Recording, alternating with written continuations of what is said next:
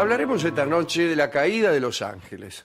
Tenemos distintas opiniones acerca de cómo se produjo este hecho. Los antiguos hebreos en realidad atribuían todo lo que sucedía en cualquier parte, ya sea en la tierra o en el cielo, al Dios único. La evolución de una fuerza diabólica, singular, separada de Dios y que incluso se enfrentó a él, comenzó recién allá por el año 200 antes de Cristo. El Dios hebreo, como lo mismo que la divinidad de la India, Shiva, encerraba la creatividad, pero también la destrucción, en un principio único e indisoluble. El relato más antiguo de ángeles castigados por su rebeldía apareció en el libro apócrifo de los secretos de Enoch. Recién allí aparece el adversario.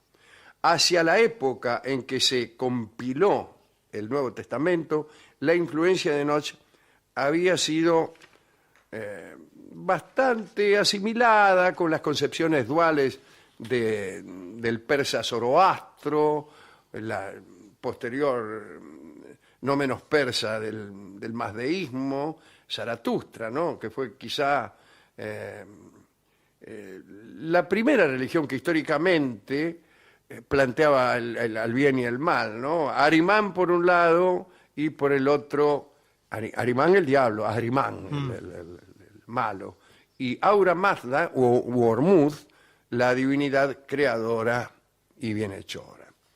Allí empezaron a aparecer nombres del demonio bajo la influencia persa, ¿no? Satán, Azazel, Belcebú, Belial, Samael, Asmodeo, Mefistófeles, Lucifer, qué sé yo, todo lo que usted quiera.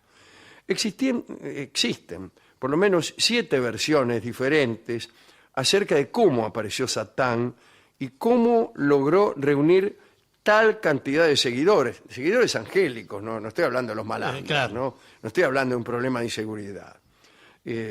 Mientras que Enoch solo menciona 2000 rebeldes, 2000 demonios, digamos, allá por el siglo XIII, esa cantidad se había elevado. De acuerdo con lo escrito en el obispado de Tusculum, que es una localidad de Italia famosa porque allí tenía una villa Cicerón, en las afueras de Tusculum, en la puerta de Tusculum, como quien dice. Bueno, según el obispado de Tusculum, los rebeldes eran 133.306.668. Ese era el número exacto de demonios. Qué precisión. Si realmente Satán se llevó a 1/3 de la comunidad celestial, aún quedaría la sustancial cantidad de 266.613.336 ángeles leales al trono. Pero veamos algunas versiones de la caída que no respetan la ortodoxia. Primera versión. Se cuenta que en un principio Madak representaba la parte de Dios vuelta hacia la humanidad, que miraba hacia los hombres. Era la parte de Dios en la sombra, la parte que era capaz de comunicarse con los mortales, puesto que la parte resplandeciente era tan intensa que los humanos no hubieran podido soportarla. A medida que se fue desarrollando la religión hebrea, evolucionó también la sombra. Primero en la palabra, la voz, o el toque de Dios, y más tarde en un ente aparte, ya con voluntad propia. Primero una parte de Dios, la parte sombría de Dios, y después ya hubo una escisión verdaderamente, ¿no? En la época en que se compiló el Nuevo Testamento, la sombra ya había superado el estado intermedio en que había un tal Hasatán, que era el adversario, pero solo el adversario, un adversario neutral. Y ya en la época de la compilación del Nuevo Testamento aparece Satán directamente, el adversario pero maligno, no neutral, del buen Dios. A partir de entonces quien ejecuta los actos perversos que en algún momento se le atribuyeron incluso a Dios, es aquella cosa sombría, desprendida de Dios. Con la separación entre el lado bueno y el malo, se consuma la caída. Otra explicación. Esta es atribuida a nuestro amigo Orígenes de Alejandría. Orígenes era un tipo, ¿no? Sí, Bien. se llama así. Cuenta Orígenes que Dios creó un número de inteligencias angélicas iguales y libres. Gracias a su libre albedrío, decidieron, algunas de ellas, abandonar la unidad divina y de forma gradual se fueron separando. De los que se apartaron, los menos permanecieron en las regiones etéreas cercanas a Dios. Todos estos seres etéreos de los que hablamos son los ángeles. Los que volaron más lejos del centro adoptaron un cuerpo humano. Vendríamos a ser nosotros. Y los que llegaron todavía más lejos del centro, que fueron a las zonas más lejanas del universo, se convirtieron en demonios. Al girar en una órbita tan alejada del centro divino, se explica la perversidad. A mayor distancia del cielo, mayor maldad. Bien. Un tercer relato de la caída procede del escriba Enoch. Registra 200 vigilantes o hijos de Dios que descendieron al monte Hermón hace aproximadamente 12.000 años. En un principio ayudaron a los arcángeles en la creación del paraíso. Al mismo tiempo, enseñaron a los hombres las artes de la civilización. El problema que surgió fue que algunas de sus actividades incluyeron la seducción de algunas mujeres. El rabino Elkieter, allá en el siglo VIII, culpó tajantemente a las mujeres. Dijo que los ángeles que cayeron del cielo vieron a las hijas de Caín paseando y exhibiendo sus partes más considerables. Los ojos pintados como las rameras, gritaba, ¿no? el ñato. Y seducidos entonces, los ángeles las tomaron por esposa, por decirlo así. Sí. Esta es la aplicación que da el Kieter. Los ángeles, que eran de fuego, ¿no?, se habían transformado en carne con el contacto con la tierra. Según las explicaciones vaticanas, estos ángeles provenían de un 10º orden de ángeles, además de los 9 que ya conocemos. Y al parecer constituían el único orden, el único coro que poseía las partes indicadas para la procreación. Discúlpeme. Los demás ángeles, por ser puro espíritu, no podían reproducirse.